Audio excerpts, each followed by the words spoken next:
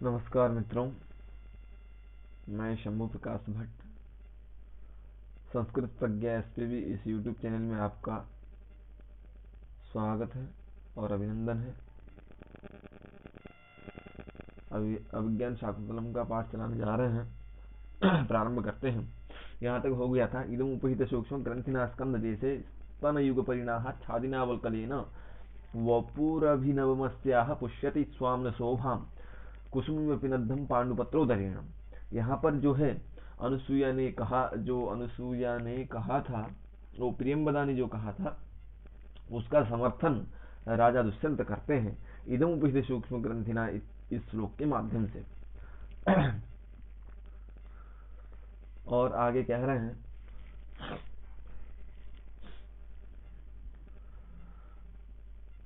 ये श्लोक का अर्थ है, यद्यपि हमने पिछले वीडियो में बताए थे।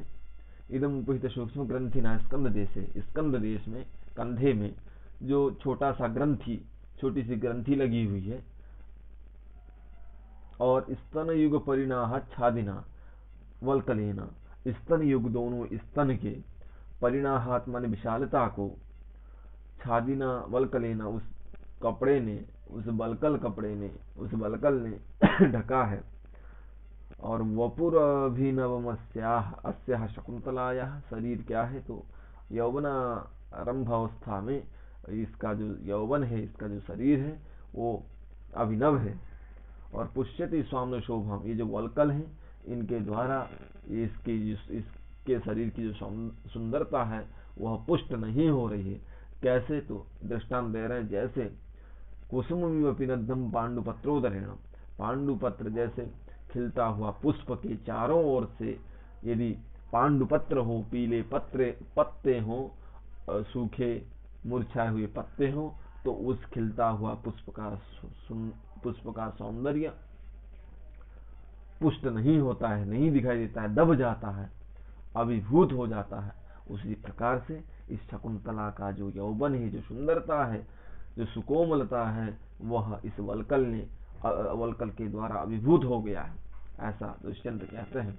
और अथवा कामम अननुरूपम अस्याः वपुषा वल्कलम, कह रहे कामम अननुरूपम अस्याः वपुषा वल्कलम, इस शकुंतला के, अस्याः शकुंतलाया, इस शकुंतला के शरीर के, काम माने सौंदर्य को, और सौंदर्य का अनुरूप है माने अनुरूप नहीं है, इसकी सुंदरता को इस वल्कल ने ढका हुआ है।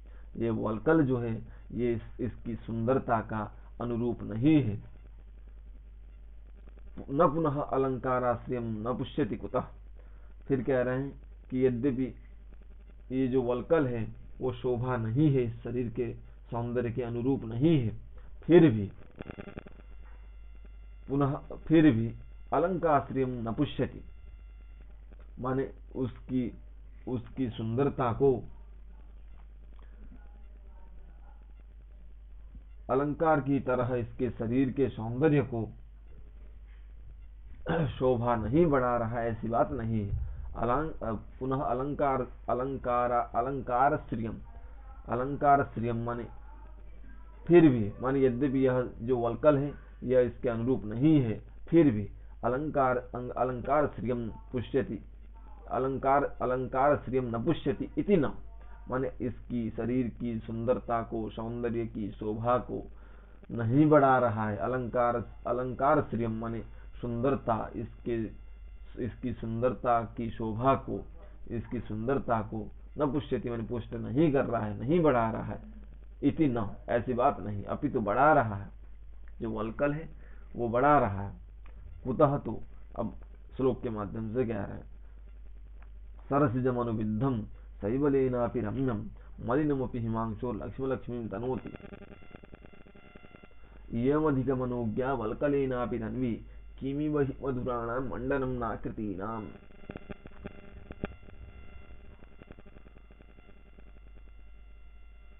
सरसिजम अनुविद्धम शैवलेनापि रम्यम, सरसिज कहते हैं कमल, अनुविद्धम माने उस जकड़ा हुआ, शैवाल कहते हैं जो जल में पानी ज्यादा दिन तक रहने से उसमें शैवाल बन जाता है। उस शैवाल के द्वारा अनुविद्ध होने पर भी, उस शैवाल से लिपटा हुआ होने पर भी, शैवालेन अनुविद्धम अपि, शैवाल के द्वारा अनुविद्ध होने पर भी सरसिजम माने जो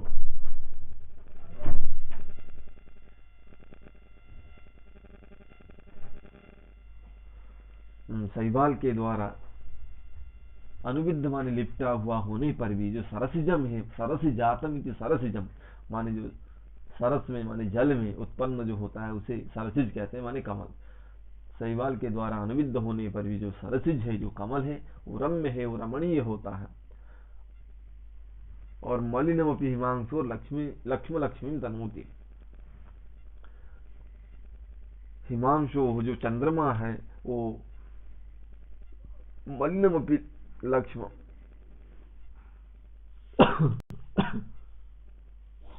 हिमांशु हमारे जो चंद्रमा का जो लक्ष्म है, जो कलंक है, हिमांशु में जो लक्ष्म है, लक्ष्म माने कलंक, मलिनमपि वो मलिन कलंक होने पर भी लक्ष्मीन तनोति माने शोभा को बढ़ाता है, वो चंद्रमा की शोभा को बढ़ाता है। जो कलंक है, मलिनमपि लक्ष्म, हिमांशु का जो लक्ष्म है, जो मलिन लक्ष्म है, वह लक्ष्मीन तनोति माने शोभा को, लक्ष्मीन तनोति माने शोभाम विस्तारयति, शोभा का विस्तार करता है। और आगे है इयम अधिक मनोज्ञा वल्कलेनापि तन्वी, इयम माने ये जो शकुंतला भी उसी प्रकार, जिस प्रकार हिमांशु का जो कलंक है, मलिन कलंक है, वो चंद्रमा की शोभा को बढ़ाता है। और सरसिजम अनुविद्धम शैवलेनापि रम्यम, जो शैवाल से जकड़ा हुआ, शैवाल से लिपटा हुआ जो सरसिज है, कमल है, वह भी शोभा को बढ़ाता है। इसी प्रकार यह जो शकुंतला है, इयम शकुंतला, ये जो शकुंतला है, यह भी अधिक मनोज्ञा, बहुत अत्यंत मनोहारिणी है, अत्यंत मनोहारिण है। वल्कलेना भी माने वल्कल पहनने पर भी, वल्कल से युक्त होने पर भी, ये तन्वी जो शकुंतला है, माने जो पतली जो शकुंतला है, तन्वी माने पतली, जो फिट है, जिसका फिटनेस होता है उसे तन्वी कहते हैं। तो जो शकुंतला है वो वल्कल से युक्त होने पर भी अधिक मनोज्ञा माने अत्यंत मनोहारिणी है। किम वही मधुराणा मंडनम नाकृतीना, ये प्रसिद्ध उक्ति है, ये कहीं मैंने भी सुना था जैसा लगता है ये। मंडनम मधुराणाम आकृतीना, जो मधुर आकृति है उनका भूषण क्या नहीं हो सकता है, जिनका शरीर सुंदर है उनका आभूषण क्या नहीं हो सकता है, अर्थात कुछ भी पहन ले वो उनके शरीर में वो सुंदर ही दिखेगा, वो आभूषण ही लगेगा। मधुराणाम आकृति नाम, जिनकी आकृति मधुर है, सुंदर है, जिनका शरीर सुंदर है, उनके वो कुछ भी पहने तो वो अच्छे ही लगेंगे। मनोहर मधुराणाम आकृति नाम, मनोहर सुंदर आकृति वालों के लिए कौन सी वस्तु शोभा नहीं होती, अर्थात सभी वस्तु शोभा ही देती हैं। क्यों भी मधुराणाम मंडनम नाकृति नाम। अपिच और भी राजा दुष्यंत और कहते हैं,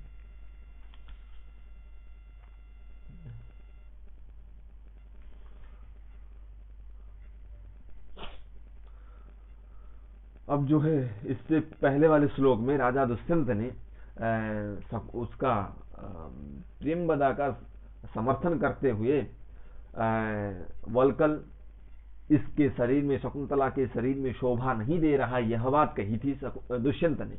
फिर उसके जो दूसरा श्लोक है सरसिजम अनुविद्धम शैवलेनापि रम्यम, इसमें क्या कहा कि शोभा बढ़ा रहा है जो वल्कल है, वह शकुंतला के शरीर की शोभा बढ़ा रहा है, ऐसा कहा।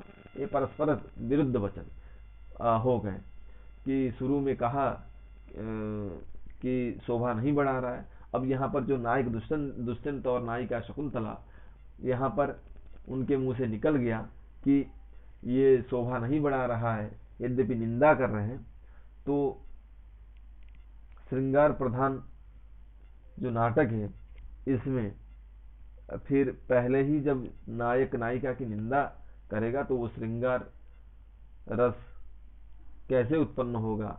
इसीलिए यदि मुंह से उनका निकल गया यद्यपि, फिर भी उसको ठीक करने के लिए दूसरा श्लोक कहा।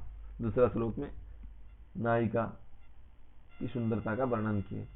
यद्यपि वो जो वल्कल है, उस वल्कल के द्वारा उसकी शोभा प्रस्फुटित हो रही है, यह दुष्यंत के मुंह से कालिदास कहलवा रहे हैं। अगला श्लोक है कठिनमपि मृगाख्या वल्कलम कांतरूपम न मनसि रुचिभंगम स्वल्पमप्यादधाति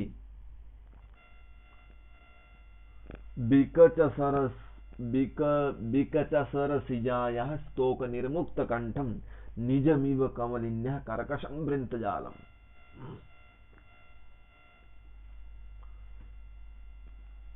कठिनम अपि वल्कलम, जो कठोर, अत्यंत कठोर जो वल्कल है, वो मृगाख्या माने मृगस्य इव अक्षिणी यस्याः सा मृगाक्षी तस्याः मृगाख्याः, माने मृग की तरह जिसके नेत्र हैं उसे कहेंगे मृगाक्षी। तो वो है शकुंतला।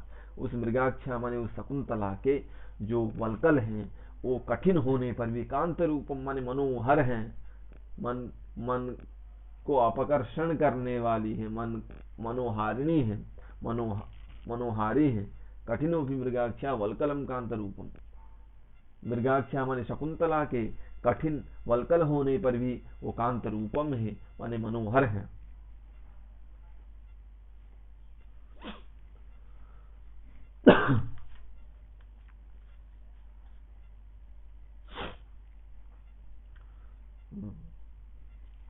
और न मनसि रुचिभंगम स्वल्पमप्यादधाति, और इसके कठिन वल्कल को देख करके न मनसि रुचिभंगम, मेरे मन में जरा सा भी स्वल्प भी रुचिभंग नहीं हुआ है। जो नायिका के प्रति जो रुचि है, जो शकुंतला के प्रति जो प्रीति है, उनके मन में वह प्रीति, वह रुचि थोड़ा सा भी स्वल्पमपि न मनस स्वल्पमपि आदधाति, थोड़ा सा भी भंग नहीं हुआ है। रुचि भंगम स्वल्पमपि, थोड़ा सा भी रुचि भंग नहीं हुआ है उनके मन में, राजा दुष्यंत के मन में। राजा दुष्यंत कह रहे हैं न मन से रुचि भंगम स्वल्पमप्यादधाति, मेरे मन में उस नायिका के प्रति स्वल्प रुचि भी, स्वल्प प्रीति भी भंग नहीं हुई है।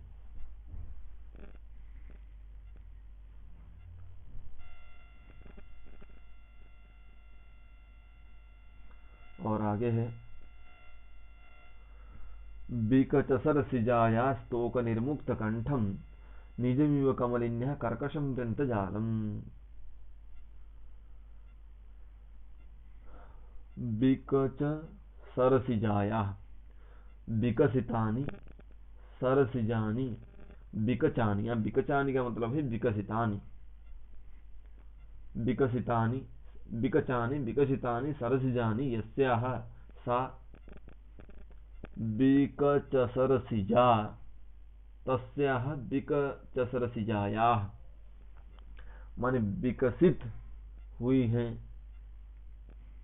जिस कमल के पुष्प, वो विकचसरसिजाया, जो खिला हुआ जो कमल है उसका जो स्तोक माने थोड़ा सा, जो निर्मुक्त माने जो मुक्त है, कंठ, यदि पानी के ऊपर जो कमल का फूल खिलता है तो उसका पानी और उस कमल के पुष्प के मध्य में थोड़ा सा जो डंठल जो होता है वो निर्मुक्त होता है, माने वो पानी से पूरी तरह से ढका हुआ नहीं होता। वो जो स्तोक माने थोड़ा सा निर्मुक्त कंठम, उसका जो कंठ है निर्मुक्त होता है। तो निजमिव कमलिन्यः कर्कशं वृंतजालम, और जब हम उस पुष्प को तोड़ के लाते हैं तो डंठल के सहित तोड़ के लाते हैं, वो कठिन जो डंठल रहता है उसको तोड़ के लाते हैं। तो निजमिव कमलिन्यः कर्कशं वृंतजालम,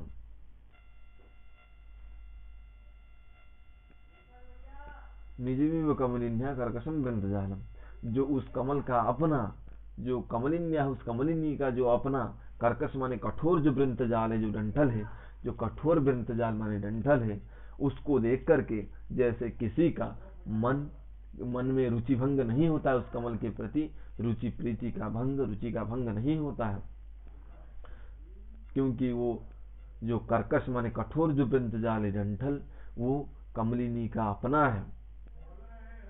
उसी प्रकार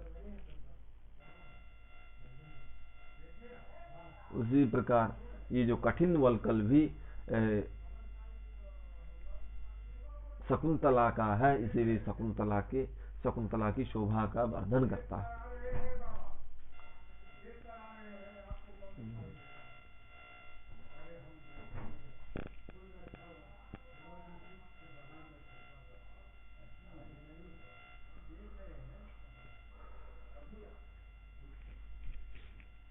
आज इतना ही पढ़ते हैं, इससे आगे जो है अगले पाठ में पढ़ेंगे। इतना कहते हैं मैं अपनी वाणी को विश्रामता की ओर ले जाता हूँ। धन्यवाद।